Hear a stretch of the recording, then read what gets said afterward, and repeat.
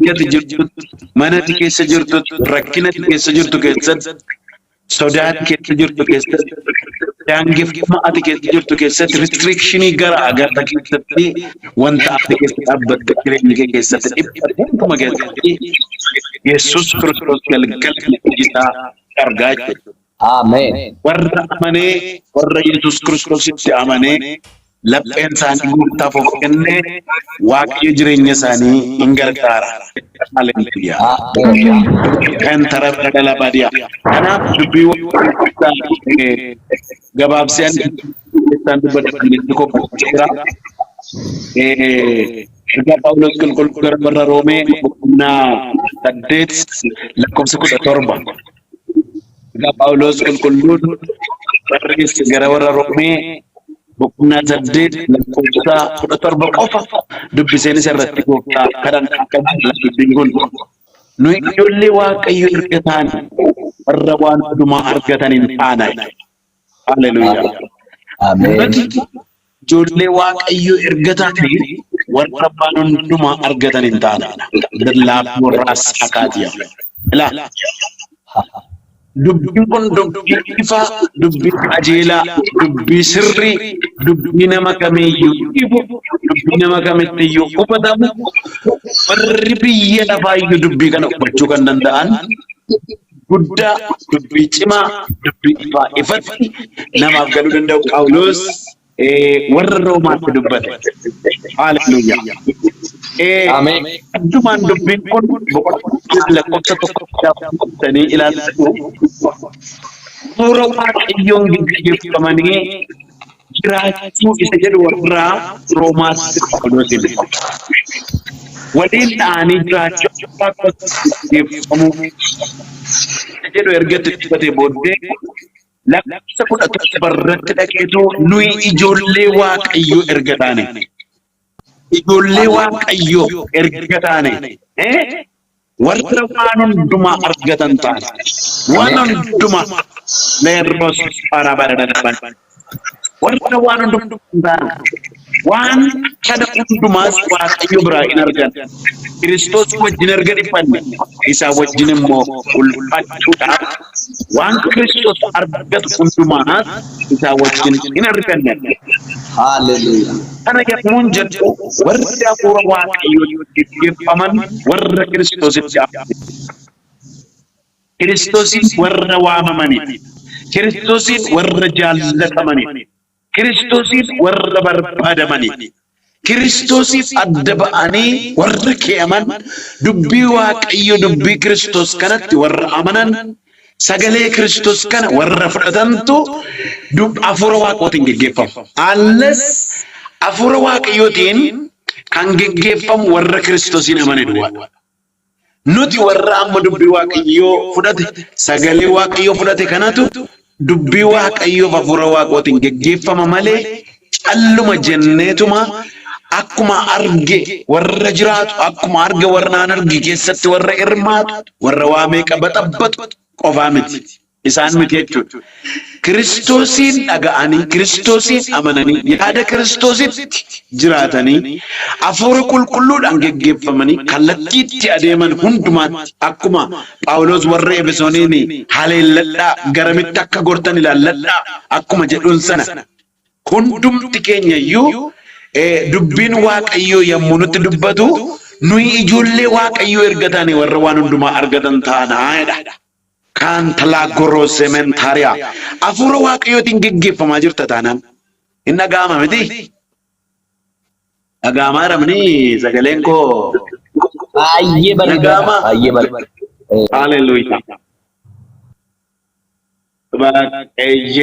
Hafuura waaqayyootiin gaggeeffila kan na ajaa'ibee ni lakkoofsa 17 sanarra kutattiin isheen jirtu kumaalti nuyi ijoollee waaqayyoo erga taane. Haleluuyaa.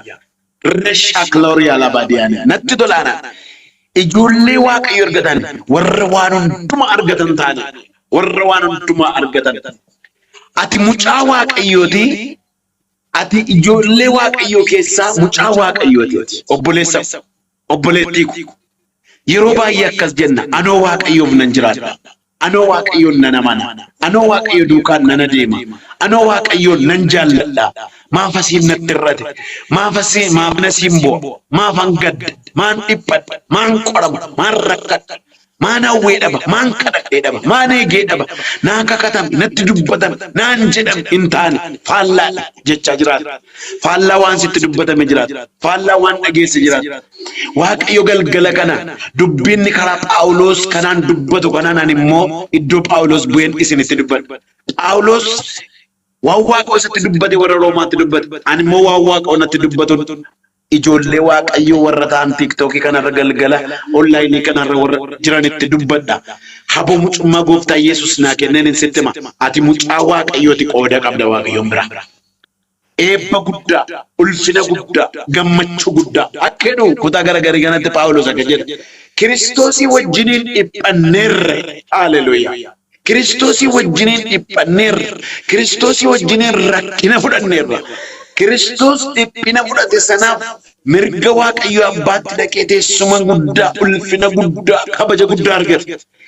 Atis Kiristoosii wajjin erga dhiphatte qooda Kiristoos mirga Waaqayyo abbaatti argate sana karaa Kiristoos Yesuusiin atis barcuma guddaa, ulfina guddaa, eebba guddaa, gammachuu guddaa, ilillee guddaa, faarfannaa guddaa tokko Waaqayyo mana kee kaa'eera.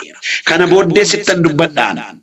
Imimmaantu mana keetii dhangala'aa miti. Boo'icha mana keetii dhangala'aa miti. Yaaddootu mana keetii dhangala'aa miti. Obboleessa ko sittan dubbadha galgala kana. Raakaataa lapiina mooriyaatiya. Afur qulqulluutu keessa kokaa. Galgala kanaa jalqabee nan dubbadha. Jireenya kee irratti nan labsa. Galgala kanaa jalqabee eebba guddaa tokko akkati argattuuf ati mucaa Waaqayyooti wanti gaariin tokko si argata.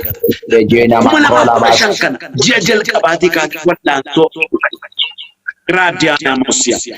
Bara jiraattee hundumaa keessatti fatanaadhaan rakkinaan qoramaan persecution adda addaa ari'atama garaagaraatiin hiriyaa gidduutti ari'atama, biyya gidduutti ari'atama, waldaa gidduutti ari'atama, iddoo hojiitti ari'atama, biiroo keessatti ari'atama, nagada kee irratti ari'atama, mul'ata kee keessatti ari'atamaa jiraattee darbitee dhuftee as ga'uu dandeessa.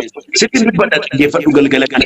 Kiristoos galgala kana akkasitti jedha. Ati mucaa kooti qooda qabda na biraa eebba guddaa jireenya kee irratti nan dhangalaasa si jedha. Madara la bodia. Eebba guddaa dangala. Ulfina jireenya amani saantitti dubbadhu. Galgala kanaa jalqabee maqaa gooftaa Yesuus Kiristoosiin inni keessi duukaan tarkaanfatu. Ameen. Boo'ichi keessi duukaan tarkaanfatu. Wal'aansuun duukaan tarkaanfatu. Milkaa'ina dhabuun gadi harka duwwaa deebiin facaasanii deebi'anii immoo homaa galuun raabsaaf fara badadada badda. Ati mucaa Waaqayyooti eebba guddaatu jireenya kee argata. Ulfina guddaatu si argata. Nagaa guddaatu si argata. Gammachuu guddaatu si argata. Warra qalbii keetii sokkeera maqaa Yesuus. Ameen. Sokkeera. Hindarbee barri rakkina. Hindarbee barri rakkina. Rakkina. Dukkanaan ifattee bahi. Yesuus seenan namaa ta'e.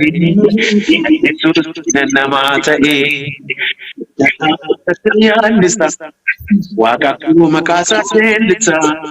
Goota koo maqaa isaa leellisa. Yeroo kanaa jalqabdee bara 2016 galataan tarkaanfatta. Hallelujaa. Hin darbe rakkinni koo. Hin darbe boo'ichi koo. Ollaa keetti dubbatta, hiriyaa keetti dubbatta, utuu karaa deemtu, hiriyaan kee kaleessa gungummii kee beeku, hiriyaan kee kaleessa boo'icha kee beeku, hiriyaan kee kaleessa milkaa'ina dhabuu kee beeku, imimmaan kee beeku sun, hiriyaan kee inni kaleessa wajjiniin jiraatu wajjiniin deemtu, hanqina kee, hiyyummaa kee inni beeku sun, battalatti tarkaanfii jijjiirama battalaatiin yeroo Waaqayyo dhufee galmee kee garagalchee boojuu kee deebisee galmee kee dhufate bakkeetti baasee dhugaa keetii baradee yeroo Waaqayyoon ulfina guddaatti jireenya kee jijjiiru bagatii darbee haaleluyyaa bagatii milkaa'e yeroo namni hundumtu siin jedhu argita. Barri darbitu bara milkaa'inaati maqaa Yesuusiin jiraata labara labadii aadaa Musiyaa hin darbe rakkinni koo jettee namatti matta malee lakki kan koodee narratti dheerate jechuun tuntaan afur qulqulluunatti dubbachaa jira galgala kana warra na amananiif ulfinaan bariisanaan jedhee Waaqayyo. Ila bashaatti ala boriya. warrana amanan warrana hubatannaa jedhe gooftaan lakki urri dukkanaa fuula isaanii dura dhaabatu duumessa dukkanaa nan bittimta fuula isaanii dura naan jedha gooftaan raabaasaa dialabadiyaa. Amin jadi di budak maka Kristus Yesus inilah urrin dukkana kaleessa karaa kee cufu urrin dukkana kaleessa mul'ata kee urrin dukkana kaleessa eebba kee kaachuu kee nagada kee barnoota kee mul'ata kee hojii kee gola namaa takka irreebala badiyala as keessa namni tokko mee iddoo rakkinaa guddaa jireenya rakkinaa guddaa fannaa keessa jiru lubbuun gurgurtiidha lubbuun durba keessaa jechuudha. Dubartoota wayii keessaa amara qulqulluun natti dubbata. Ilaa gonatti rakkattee dhiphattee iddoo jireenya isheetii kuttee wanti hundumtuu bitatti galee nama dukkanaan dabba'amee dukkana keessatti itti cufamee nama jiraatu nargudha. Abdiin jireenyaa nama itti dukkanaan rebessa kee caalaa boodiyyaaniyaa. Namni kun abdii qabdu waan isaan beeku. Sichi kan koo jireenya miti jedhe. Ati jiraattu jedhe. Galgala kana gooftaan lakki urri dukkana keetii kana narruu kutaa jedha waaqayyo. Jireenya tansi hambisa jedhe waaqayyo. Lakki faallaa isii maatii keessa dhaabbattu ulfina qoonsi agarsiisa fiinni ta'eessa. Reefee dhala ulfina waaqayyo argita maqaa kabaja guddaatu mana kee dhufa ulfina guddaatu mana kee dhufa eebba guddaatu si argata maqaa Yesuus Kiristoos gooftaadhaan. Jireera galmee kee kaafaatee asaforiyaala. Kana badhaadha. Abdiin qabu ani jirti. Namni hunduu abdii sirraa kaaseera. Waaqarraa kallattii keetti namni waa eeguu wanti ajaa'iba. Ati jiraallee nama eebbatu nama baay'eetu sirkaa nyaata ture. Nama baay'eetu sirkaa abdatu ture. Nama baay'eetu sirkaa jijjiirama ture. Garuu wanti ajaa'iba ta'uuf hin keenyu dadhabdee haalli si dhiphate haalli si dabbatee hundi jireenya kee kun sitti maayeetu gara wal'aante bijiru. Reechee faaraa fuula baadhaa nama diyaa. Galgala kanaa jalqabee gooftaan akkas naan jedhe. Akka nama lootarii keessaa hiixatee kan keessaa fudhatutti mucaatu gadi taateef galgala kana dukkana kee rukkeera Yesuus. Amen. Rukutame maqaa Yesuus kana keera. Amen. Rukutame hojii keera. Amen. Rukutame maqaa Yesuus. Hallelujah. Ola vena makia. Galgala pakana naman gargaaruu qaba nama ilaalu nama fayyisuu qaba naan jedha Yesuus. Amen. Kiraatiyaa nama taakaapiyaa. Ila obboleessi tokko afur qulqulluutti dubbata. Waan nama ajaa'ibu inaafamuu irraa kan ka'e nama du'aatti nama hordofamu jiran. Iddoo nama taa'u. Leekantor Rutaman Sakam yaala boraadiyaa. Yesuus yaadii nama hordofamu jiran jedhama. Nama du'aa inaafamuu keessa ba'ee nama hordofu jiraanaa galgala kanaaf qulqulluun natti dubbatu. Waaqayyo galgala kana jalqabee ani Waaqayyo warra hafuummaadhaan nama kana falloo ani Waaqayyo billaa kootiin ani biiftuu galee rukutaan. Kana badiyaariyaa bitti afur qulqulluu galgala kana iddoo hin jirtan. Amen. Nagaan afur qulqulluu iddoo jirtutti si argatu. Amen. Dibami maqaa Yesuus Kiristoos. Amen. Dafra fudhuuti gargaara. Amen. Ofii keessaniif barreeffadhaa dibata addaa darba dibata darba jedhiti harka kee irratti illee haa ta'u galmee kee irratti illee haa ta'u nama addaan ta'ee darba jedhiti irratti raajii darba maqaa Yesuus Kiristoosiin si argata nama addaa taatee darbita barabara saalaabat malabadiyaa warri galgala kana irriba keessa siftanii fuula Waaqayyoo dura jirtan na amanaa afur qulqulluun natti dubbachaa jira nama addaa si godheetu Waaqayyo si dabarsa. Amen. Ulfina addaa sitti kuukuti akka namame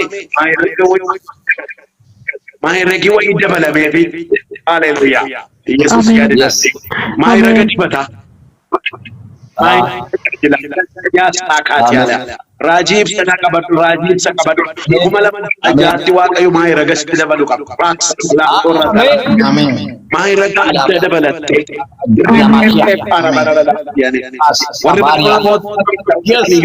gati barcumaanya jedhu damooza godhatti gati barcumaa jirti waan tokko sitti dubbadhu mucaa taatti godhateef bara kuma lama ajaatti foonitti hafuuratti sitti dabalame darbite Amen. Ciccir adeemsa Amen. maqaa Amen.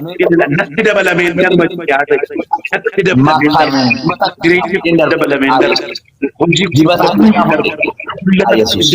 darba Amen. sitti dabalama hojii kee dabalama damoota dabalataa jireenya dabalataa gammachuu dabalataa faarfannaa dabalataa raajummaa dabalataa lallaba dabalataa Yesuus sirratti Amen. Onqaalee gubuudhaan, kolchitoota gubuudhaan, dabalataa gubuudhaan, mandaratti jirtu keessaa, biyya keessaa, golatti jirtu keessaa, humni jawwee gubachuudhaan, sitti dabaleetti dabarsa Waaqayyo barata. Amen. Thank you, Jesus. Dabaleetti dabarsa. Waan saafee galgala kana Waaqoo namoota baay'eetti ulfina koo dabalanaan jedha. Hallelujah. Ulfina guddaa itti dabalama. Gara ulfinaatti gara ulfinaatti karaa buusee na biraa nafu ilmaan nagaa karaa buusee na biraa nafu ilmaan nagaa karaa na buusee na biraa nafu ilmaan nagaa karaa buusee na biraa nafu ilmaan nagaa.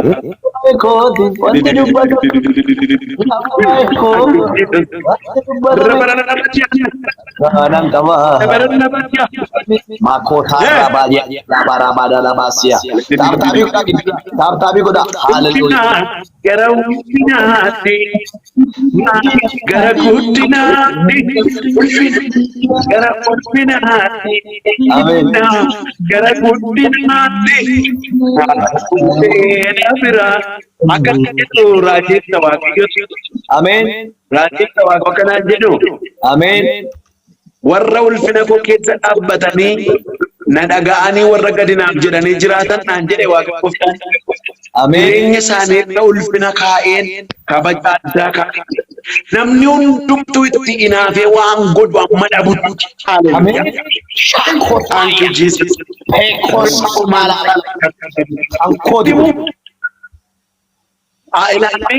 Si ajaa'iba namoota baay'eetu ulfina guddaadhaan galata guddaadhaan dhaabbatanaan jedhe Waaqayyo. Amen. Galata guddaa baay'atanii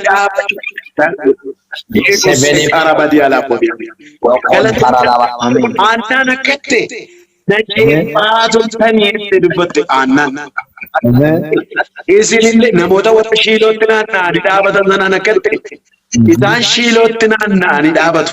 Iseen garuu shiilootti ol baate. Shiiloo bukkee dhaabbachuuniif shiiloo irratti ol ba'uun addummaa qaba. Shiiloo irra ilma baadhatanii dhaabatu. Shiiloo bukkee garuu warra harkaan waan dhaabatu. Sittani dhaggeeffatu. Eebba guddaa tokko kaasuutti baadhatta shiiloo irratti ol baateetu na hinaafaa turtan Waaqayyo ceephoo koo narraa kaasee maqaa Gooftaa Yesuusiin barri ceephoo sirraa soofame.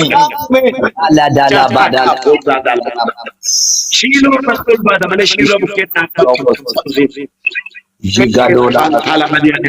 Shiiloo bukkee ilma baatte, baatte, ulfina guddaa baatte, sooshaal miidiyaa irratti iyyuu namni guddaa tokko baatte, madarakii guddaa irratti illee namni si arga. Ulfina guddaa tokko baatte namoota gurguddaa duratti illee mul'ata. Maqaa Gooftaa Yesuusiin barrisan nageenya sokke. Amen. Amen. Hallelujah. Hallelujah. Hallelujah. Barrisan nageenya sokkeera. Amen. Daafii eegani keessee gadditi fi jedhani maatii kee irratti duuti faradame harmee kee irratti du'a kan eegaa turte la Gooftaa Yesuus Kiristoos galmee du'aa sana garagalchee jireenyatti jijjiireera. Abaddaas tokko karaa lama jijjiireera maqaa hinafe bara galataati bara ulfinaati. Komantii irratti barreeffamee harkatti qabaa keessanillee ilillee barreeffama dabarsaa bara ililleetti kan kee bara itti ililchitu guyyaa gammachuuti guyyaa ceela bara labadiyaa galgala kana namoonni oollee irraan fudhee eebba guddaa fudhatanii jireenya isaaniitti adeemu. Gooftaa Yesuus Kiristoos bara isaanii Hojiin isaanii kan eebbifame haa ta'u. Tajaajilli isaanii kan eebbifame haa ta'u. Kallattii jiraatan hundumaa irratti maqaa Yesuus Kiristoos gooftichaatiin eebbifaman. Eebbifama. Eebbifama. Eebbifama. Eebba sirriitti waan jira obboloota kooti. Isin obboleettota kooti. Isin obboloota kooti. Eebba sirriitti waama. Lammii koo galgala kana maqaa Yesuusiin galgala eebbaa siif haa ta'u. Amen. Galgala itti mee ibsitee darba. Itti akka Qiiros fa'a. Qiiros qabuu qaba. Qiiros ayyaana qaba. Qiiros mul'ata qaba. Qiiros dibata qaba waan si ajaa'ibu. Garuu inni dibata baate ayyaana guddaa baate humna guddaatu hin danqamu. Danqame darbannate wayyoo akka bitan darbaa'e garuu humna dabtara.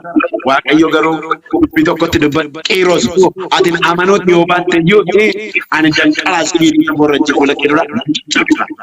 Hallelujah. Hincaccaba sidura obboleetti ko. Hincaccaba sidura obboleetti. Karaa sibiila borrachi cabsan. Sibiilota irraa hojjetama balbaloota sibiila diimaa hojjetaman kanallee nan hurreessa de waaqayyo. Hallelujah. Kunii fi kurraa'uu miti. Kurraa'uu tokko miti. Maqaa Kiristoosiin galgala kanaa jalqabee nan dubbadha. Jireenya keerraa, hafuura keerraa, tajaajila kee duraa danqaan sibiila borrajjii kan jajjabeeffatu. Amen. Magaalaa jirtu keessaa wanti si danqu ajajjabu. Madia. Jirtu keessaa wanti si danqu ajajjabu. Ola Dima Soso. Kallattii ministirii kee hundumaatti Abeera caccaba sidura kan miti Qiirosin akka jedheen bara baay'ee aduwaa deemte dibata baatte bara baay'ee aduwaa deemte ayyaana koo baatte bara baay'ee aduwaa deemte yaabbee sagalee koo eegaa dubbii koo eegaa naaf hojjechaa naaf jiraachaa na waaqessaa na kadhachaa. Deetan dubbata dhaggeeffadhu eenyaan kana mootii qabeenyaa iddoo dukkanaatti walitti qabame itti kenne. Amen. Hallelujah. Iddoo dukkanaatti waan dhokate harka kee keessa gala. Hadia. Amen. Hallelujah. Hundumti keessan iddoo dukkanaatti kallattii ibsanitti akka ta'ani reberala dhaabadhaani. Waan iddoo dukkanaatti walitti qabate qabeenyaa dhokataa harka kee keessa gala jedhaati dubbadha. Waan dhokataan tokko joormaa kee argeera. Yaa Rabbi Yesuus. Magarsaa nama waaqayyo magarsaa. Buleessa ko magarsaa man baay'ee jaalladhu argaa gachaan. Waaqayyo joormaa kee argeera. Hallelujah. Amen. Murtootee nafti ija baay'ee jalaan si miliqse. Rakkina hedduu naannoo keetti rukute. Laasi ajjeesuuf bahe cabsee karaatti hambise. Joormaa kee walitti qabee herreegatiin hojjetteetan magarsaa ol jirra. Proksaal bintar dizagiraadiyaa booda abasakiya. Abadda bara qulqulluun natti dubbataa jira. Baroota du'a keetii guyyoota du'aa hedduu bitan salphina hedduu harkatti qabeessi dubbise du'a hedduu naannoo kee dhaabbatee sirbe hedduudha cabsee daangaa du'aa hedduu rukuteen jireenyatti hambise amma garuu ijoolleen kee herreega guddaadhaan hojjetamee ulfinni guddaan walitti qabamee qophaa'ee akka kee bara itti amma darbitu kana keessatti waan si galateeffachiisu waan guddaa tokkoon harka kee keessa galchasin jedhe gooftaan Yesuus. Hallelujah. Amen. Yes. Yesus Kristus. Amen. Amen. Lubbuu kee kanaaf jireenya kee balleessuudhaaf naannoo jireenya kee warri lafa dhiitan baay'eedha. Jaalatanii warri itti sirban baay'eedha. Jaalatanii warri isaa nyaatan baay'eedha. Si wajjin dhugu garuu dudduuba keetii jireenya akkamitti akka si balleessan sirratti mari'atu lakkee waaqeffatan bara 2006tti dandaa jajjootaa kana awwaaleen mul'atti kee ol baasa akka tulludhinaan jedhe tarkaanfii ariifatee fuulduratti darbasiin jedhe waaqayyo. Amen. Yes. Hallelujah. Amen.